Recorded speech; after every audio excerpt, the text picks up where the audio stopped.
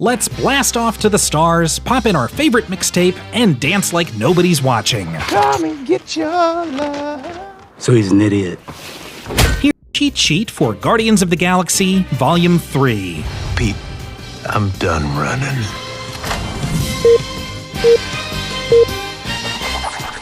Meet Peter Quill, a music-loving human space adventurer who was abducted by aliens as a child. He's also better known as Star-Lord. Who?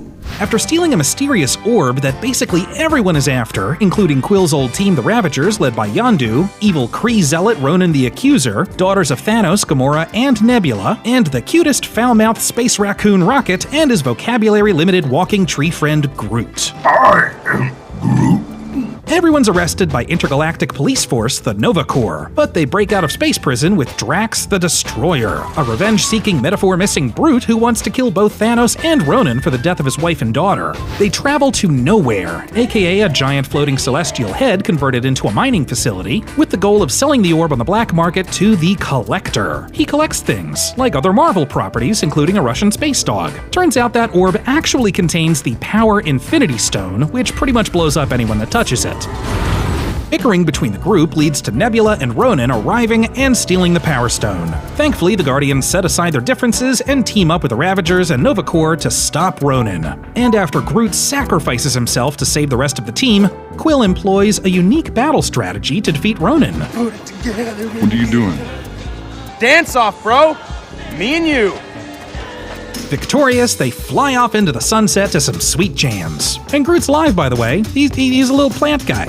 Insert Volume 2. Our intrepid misfits have become intergalactic heroes for hire. And after completing a job for, and subsequently pissing off some arrogant gold aliens, the Sovereign, in exchange for Nebula, they crash land on a planet and encounter a godlike celestial being named Ego. And I'm your dad, Peter. They go to Ego's planet alongside Mantis, an eccentric empath. You feel love for her. No.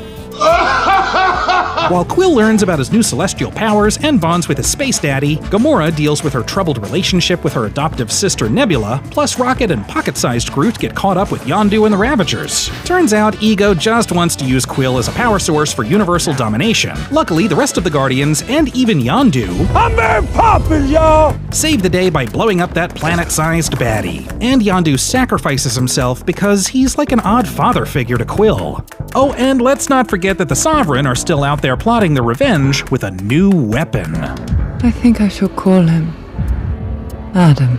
Afterwards, the Guardians find Thor floating out in space, the result of a battle with Thanos and the Power Stone. Then they encounter him after he's claimed the Reality Stone. Plus, we get some backstory about how Thanos preached life's balance to child Gamora as he killed off half her people. Meanwhile, Rocket and angsty teenage Groot help Thor make a new hammer and defend Wakanda from Thanos' army.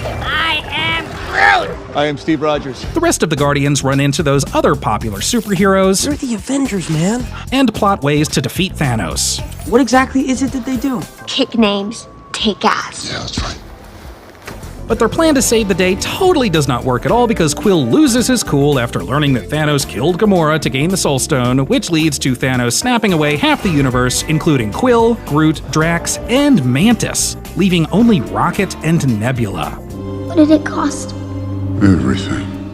It's been 5 years since the Thanos snap, and everyone's real sad. But luckily, the remaining heroes time travel, collect the Infinity Stones, and defeat Thanos again to bring the whole gang back. Plus, present-day Nebula shoots an evil alternate timeline 2014 Nebula who helped bring an alternate timeline 2014 Thanos to present day. It's complicated time travel stuff. And it's a happy ending for cosmic lovebirds Gamora and Quill. Well, it turns out this is a Gamora from a past timeline, and she just doesn't know who Star-Lord is at all.